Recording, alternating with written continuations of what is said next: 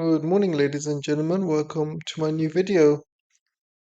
And somebody told me in my comment section that all I talk about is bad news.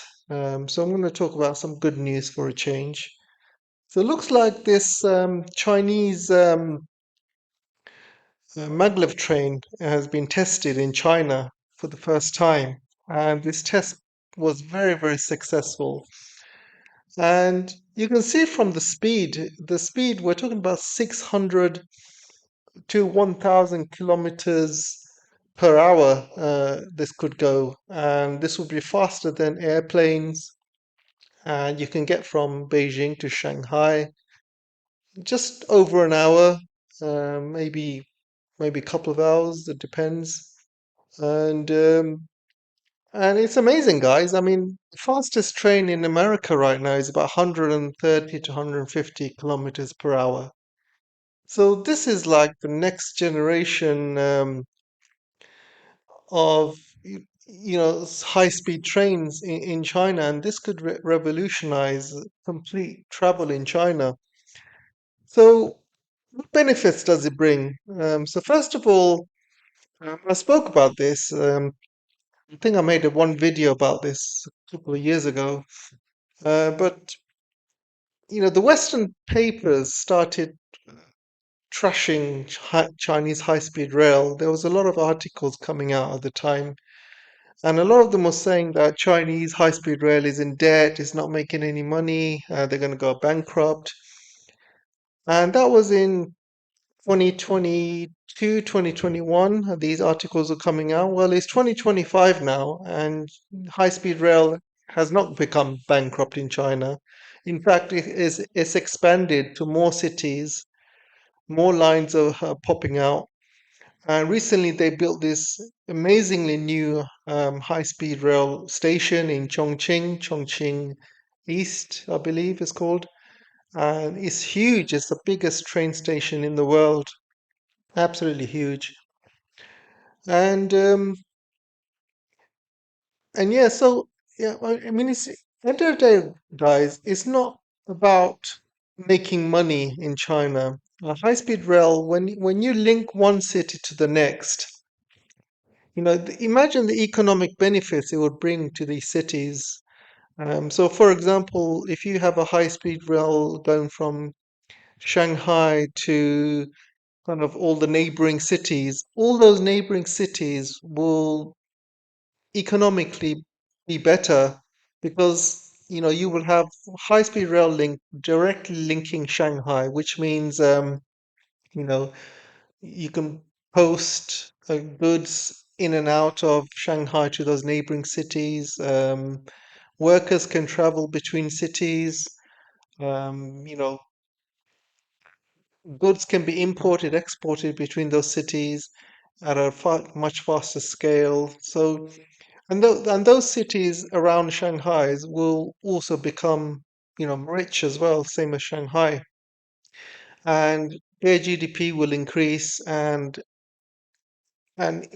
all of China's GDP will increase basically. So these high-speed rail links bring more benefits than just money.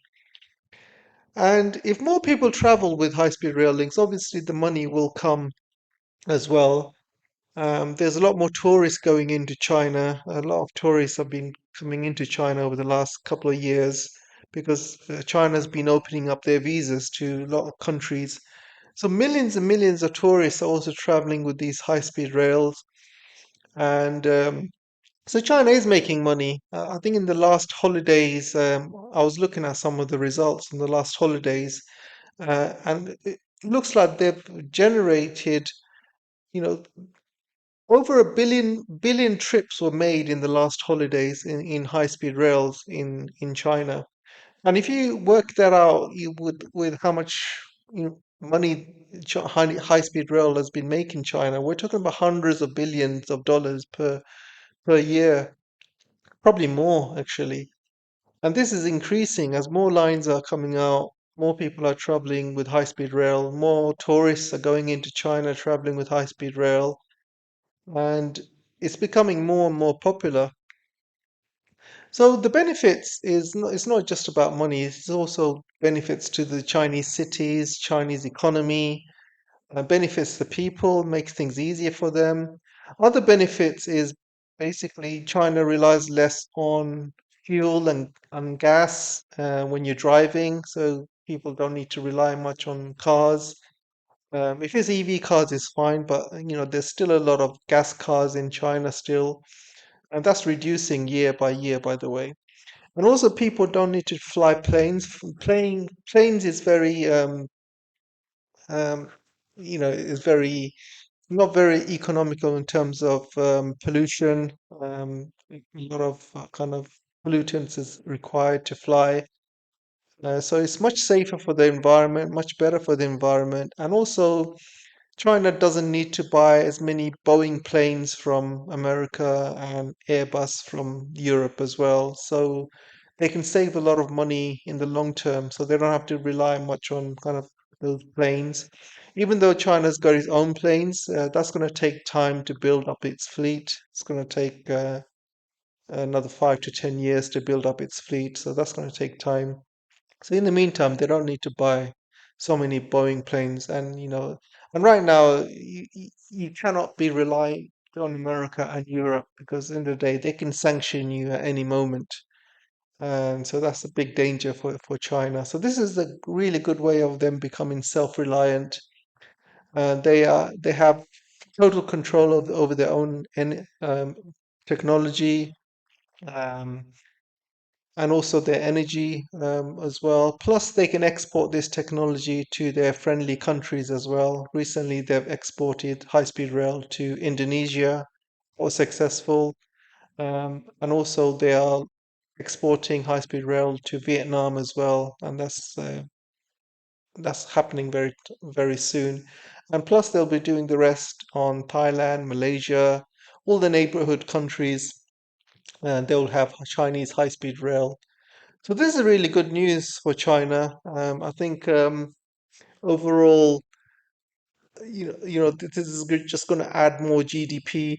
Plus, if you think about it, guys, if you reduce the travel time between Shanghai, Beijing, and all the major cities, if you reduce travel time between Shanghai to Chongqing, for example, or Chengdu, if you reduce the travel time to Lanzhou to Shanghai, or if you reduce it to Shanghai to kind of Xi'an or something like that, you you know that means less people waste time traveling. So that means more time can be put on increasing the GDP of China. So um, for example, if you got you know if you have a work meeting in Shanghai and you're working in Beijing, and rather than you traveling for all day or you know God knows how many hours, you can basically travel for an hour and work the rest of the day. So that GDP is not wasted on travel. You can basically work in the office, go to meetings, and be productive. Or you're not going to be that tired as well. Sometimes if you're traveling all day, if you're traveling 6, 7 hours, you're going to be extremely tired. You want to go to sleep. You're not going to be productive. So reducing time travel it increases the GDP and increases productivity, and it's great for the economy as well. So yes, so there's some really great news there coming out of China. So let me know what you guys think, and I'll see you in the next video. Take care for now.